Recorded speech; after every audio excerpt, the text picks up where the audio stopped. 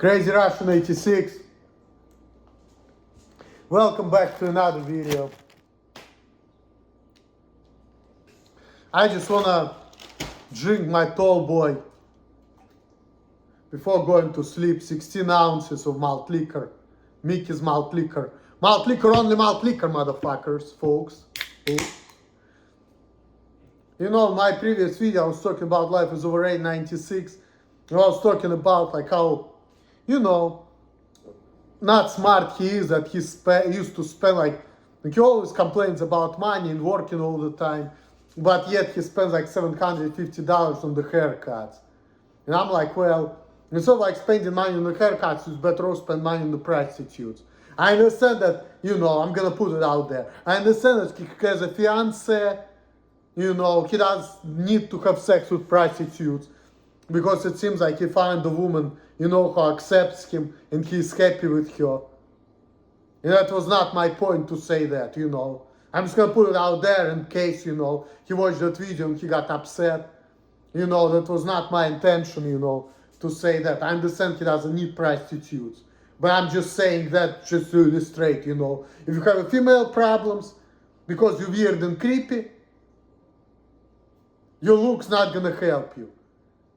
So if you want to get more action, the smarter idea is to pay for sex rather than spend money on the haircut. You know.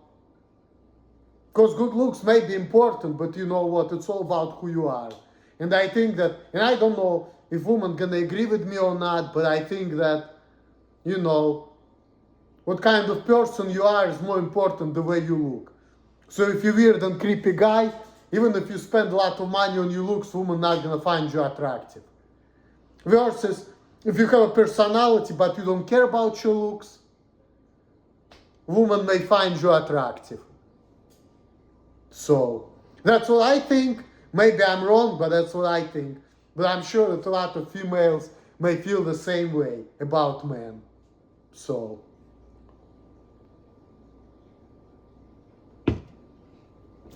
but if you're weird and creepy and you cannot get girls paying for sex, this is something I would advise personally. At least you will get rid of your anxiety around women like I did 15 years ago. It's not going to solve your problems, but at least, you know, you will have less problems.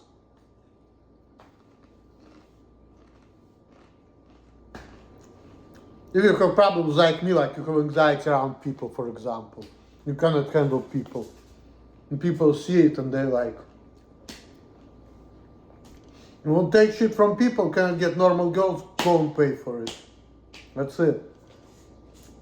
Society is looking down on drones, but society is not looking down on these guys fucking screwing money, girls, getting them drunk, lying to them.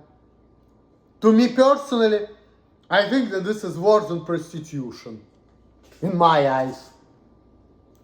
But with prostitution, at least you're helping these bitches out. Versus other guys are not helping them out. They're just using them for sex, that's all. And prostitution is honest too, you know. It's a fair trade.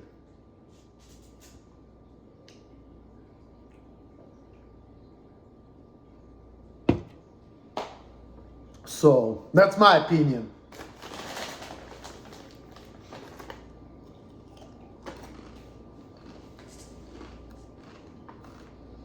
Now I've been talking about it before, so it's like, I know I'm saying the same thing over and over. But so does Life is Over 1896, so does Nathan Coleman. But, and a lot of people do the same thing, like Neturei Karta. They have so many videos saying the same thing over and over. It's Rabbi Lights always talking about the Nakba tragedy, what this freaking Jews doing to Palestinians.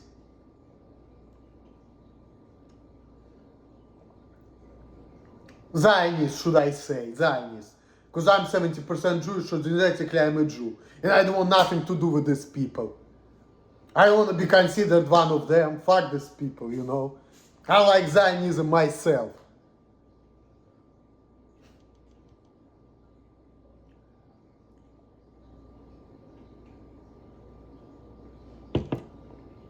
And some Jewish people say, hey, you're a Jew if your descendants are Jewish, not your ancestors. Well, if my kids, grandkids not going to be Jewish, then I'm not going to be a Jew, and I'm okay with that. Fuck. I don't want my kids to be Jewish anyway. I don't want them to be too Jewish. I want them to have like between 25 and 70% of Jewish blood in their bloodstreams, because that's healthy in my opinion. So even if I marry a Jewish woman, I want her to be like, maybe like half a quarter. And preferably from the dead side. So I say fuck Jewish law. So I want her to be somewhat Jewish only because, you know, that's genetically healthy. But then again, if she's not Jewish at all, that's fine with me. You know, I was thinking about this guy who used to go to synagogue with. There's one guy. He was Jewish. He said that, I don't care. And he is a Jew, and his kids and grandkids all Jewish. And he said, I don't care if my daughter or my granddaughter will marry a goy. I have no problem with it. Or great-granddaughter marry a goy. I have no problem with it. And I like some things about that guy. I like how he's all about working and taking care of things. I really like that about that guy. The only thing I didn't like about that guy, because there was a special guy in our group, more special than me, and my mom liked him, I like him too, he's a nice guy. He's Jewish, he's tall, he's old. He's probably autistic, people say he actually has a diagnosis in America. And he has a daughter, he got his daughter when he was like 27, because his daughter is like 2 years older than me. And she lives with Israel, so his ex-wife too, and he's here with American disability.